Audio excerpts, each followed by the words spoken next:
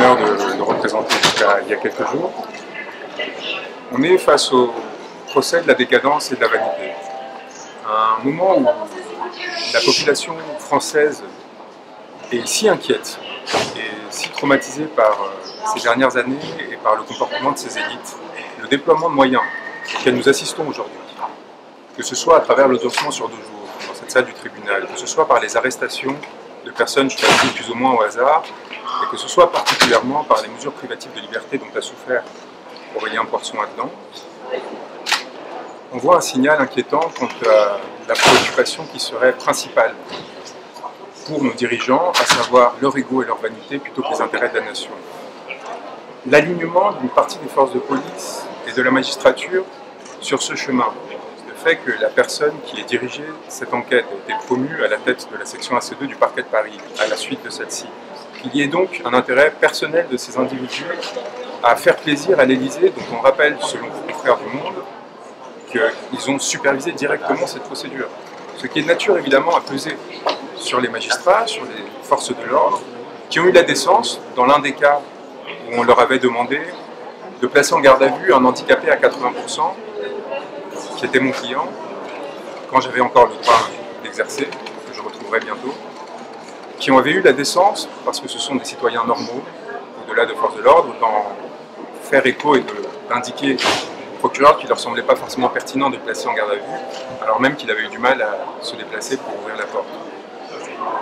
Qu'une procureure ait décidé malgré cela de maintenir la procédure à son encontre pour quelques malheureux tweets, et de le faire entendre chez lui par des policiers, et puis de le faire citer en sachant parfaitement qu'il ne pourrait pas se déplacer à cette audience où il va se voir demander solidairement avec les autres 15 000 € de la part de Brigitte Macron, il y a quelque chose qui, en fait, appartient au domaine de l'indécence. Et alors, on veut faire de ce procès celui de l'indécence.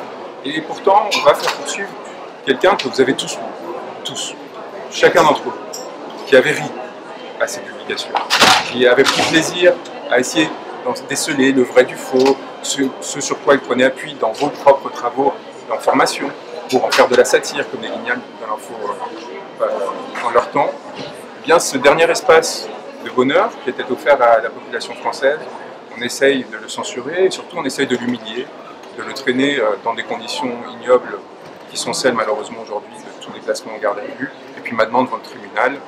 Heureusement, et c'est là notre dernier espoir, nous avons une magistrature qui au siège, seulement au siège, tente de rester indépendante malgré ces effets de politique que l'on tente de dénoncer. Et on espère qu'ils sauront se rendre compte de la gravité de la situation.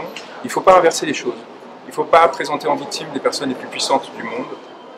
Elles font l'objet de calomnies parfois, c'est vrai. Elles font l'objet d'insultes, de propos qui sont violents, qui sont désagréables, qui pourraient même être considérés comme inacceptables.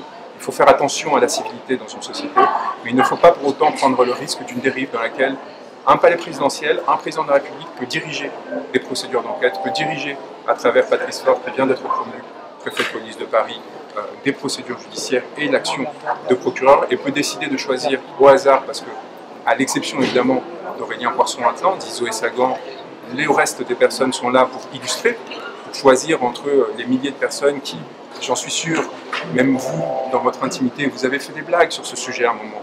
Parce que, évidemment, la question du genre, la question de l'identité a toujours été un des nourriciers du rire. Ça ne doit jamais dériver sur l'insulte, sur le dénigrement, sur une quelconque instrumentalisation à visée sexiste ou autre.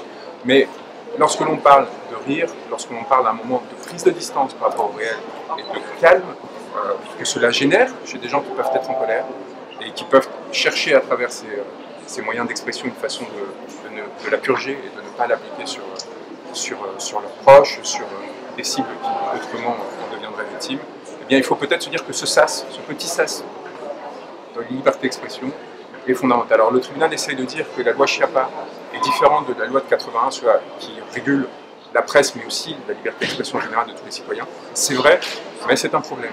C'est un problème qu'aujourd'hui en France, on puisse quelque part renouer avec la tradition des lettres de cachet, qu'on puisse à nouveau, sur instruction du palais de l'Élysée, faire arrêter des citoyens, les priver de leur liberté et ensuite les traîner en justice parce qu'ils auraient eu des propos qui auraient déplu au président de la République et à sa femme. Il faut un moment raison garder, il faut se rendre compte que la population française est en souffrance, qu'elle est en colère, et qu'il ne faut plus instrumentaliser des moyens qui sont déjà limités, qui sont déjà insuffisants pour aggraver la situation et créer un fossé encore plus grand entre nos dirigeants et nos populations. Je vous remercie d'être là, de faire votre travail, c'est important.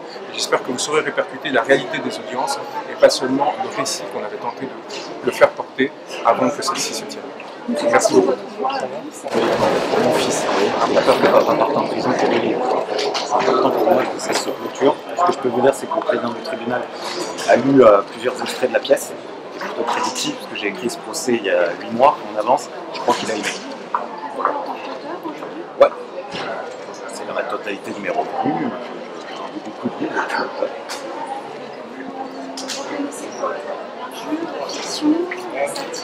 C'était de la satire, particulièrement sur le conte. C'était les romans étaient des romans.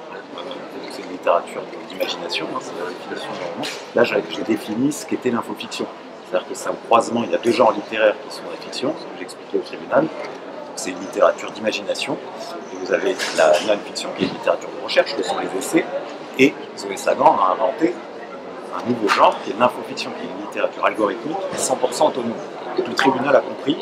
Et je leur ai fait un cas d'école, je leur ai écrit un cas d'école pour leur présenter ce qu'était la note-fiction et l'infofiction. Et le président, je crois, il faudra le confirmer, je crois qu'il a à la fois compris ce qu'était l'infofiction, et je crois qu'il a apprécié. Mais j'attends, je préfère faire ma déclaration finale pour dire à mon fils de 9 ans que j'embrasse, qu'il verra peut-être ce soir que papa n'ira pas en prison, a priori, et papa rentre à la maison demain. On l'a largement développé ce matin, j'ai fait une plaidoirie 2 heures, enfin c'est pas une plaidoirie mais j'ai répondu vraiment à l'intégralité des questions. Moi ça fait 5 ans qu'il y a un passif avec l'Élysée puisque Gérald Darmanin a pensé que j'ai suivi des braquages chez Robert Laffont aux éditions Bouquin, que j'avais hacké son téléphone, son chef de cabinet a déposé plainte, ça c'était il y a déjà 5 ans. Ensuite il y a eu Benjamin Griveaux, les 2 idiots utiles sont été Juan et moi, ce n'est pas nous qui avons lancé, j'ai juste fait un post. C'était déjà sur Facebook à l'époque, parce qu'il est temps de... C'est place à la vérité, on est dans un tribunal. Ça, ils l'ont reconnu aussi, le procureur de la République l'a entendu, en disant que ça a été repris, je crois, par Son Forger, qui est une femme maintenant, c'est Eva, mais à l'époque c'était un homme, et Laurent Alexandre. Donc, on a été les 2 idiots utiles, Juan avait 35 ans, j'avais 35 ans, il avait 30 ans, je venais de signer mon premier roman, j'ai pas compris la déflagration et ça fait 5 ans que je suis complètement ostracisé en fait. Je sais même pas comment j'ai fait pour publier la suite, si vous voulez, de la trilogie. J'ai réussi à terminer et à offrir, voilà, j'ai offert mon dernier exemplaire de braquage, parce qu'il est de 500 € sur Amazon maintenant, au président. Donc je suis très content de ça. Voilà. Mais concernant Brigitte Macron, est-ce que vous comprenez l'impact que ça peut avoir sur elle? Mais Brigitte, vous savez que le volume de braquage, justement, ça a été édité par l'Élysée. C'est l'Élysée qui a transféré le manuscrit aux éditions Bouquin. Donc je ne vois pas le problème. Son chef de cabinet devait publier Vie et mort de Zoé Sagan, qui était l'explication, mon making-of, publié sous mon nom. Et c'était Jean Spiri, mais je crois qu'il est tombé ivre-mort et il a été licencié après. Et on l'a retrouvé à côté de l'Élysée. Et j'ai plus jamais eu de nouvelles. Et ensuite, les relations ont changé. Donc c'est ce que j'ai voulu expliquer. C'était 5 ans, et surtout à vous, qui m'avez défini code d'extrême droite, alors que vous voyez, je prépare plutôt la campagne là, pour Branco. Il ne semble pas qu'il soit même à l'extrême droite. J'espère que cette mauvaise parenthèse extrémiste s'est terminée. La fille de Brigitte Macron va témoigner cet après-midi. Est-ce que vous pouvez comprendre que ça puisse heurter? Mais non, on a échangé, ça va être tout. J'ai échangé avec elle, je connais Zoé, j'ai lu son livre, on a échangé, elle a écrit un beau premier roman. Elle est un garçon du mec qui est né exactement le même jour que le mien, on est tous les deux de 84, on a beaucoup de similitudes, je ne comprends pas ce qui se passe. D'ailleurs, ça a intrigué les avocats de M. Macron, mais j'attends, elle m'expliquera. Je vais enfin la rencontrer réellement. On avait échangé ensemble. Et c'est c'est une avocate très agréable, très belle. J'attends ça va être étrange comme première rencontre dans un tribunal. Moi, c'est mon premier procès. Donc. Je pensais que Mme Macron serait là, parce que j'avais préparé un texte justement pour finalement clôturer l'ensemble de cette histoire, mais elle n'est pas là. Donc ça sera malheureusement, je ne pense pas que vous aurez de réponse définitive. En tout cas, on a défendu, voilà. Je crois que le tribunal a compris que la loi Schiappa de 2018 était en train d'être récupérée pour parfois mettre en garde à vue des opposants, des journalistes, des écrivains, et qu'on a dans l'ADN français, depuis Voltaire, cet amour de la satire, particulièrement depuis le XVIIIe siècle, qu'il soit anonyme ou non, et on a toujours raillé sous l'Ancien Régime, que ce soit au théâtre ou dans la presse. Même si le New York Times annule aujourd'hui les satiristes et les caricaturistes, en France, on doit conserver ce qui fait notre spécificité. C'est ce qui, je crois, on est jalousé pour ça partout dans le monde. On est regardé depuis la Chine, depuis la Russie, depuis la Corée, c'est ce que j'ai expliqué au tribunal. Et qu'à part le premier amendement et la loi de 1881 qu'ils essayent de réécrire, c'était là où mon positionnement était politique. Il n'y a pas Nasser Bikassa. Politiquement, elle a été placée pour faire ça. Et donc ma critique, voilà, elle était seulement politique. Et j'espère qu'avec Juan, on arrivera d'une façon ou d'une autre, même si ça prend 10 ans, à faire réécrire cette loi pour que plus jamais un écrivain ou un journaliste ne soit mis en détention pour un sujet verbe complémentaire. Voilà. Merci beaucoup. Merci. Alors, on va tous bien en place. Regardez, monsieur, vous parlez d'informations. Attention à vous, vous allez me tomber. Aurélien, est-ce que vous avez un message aux Français? La seule issue étant vous. Ça sera mon dernier message.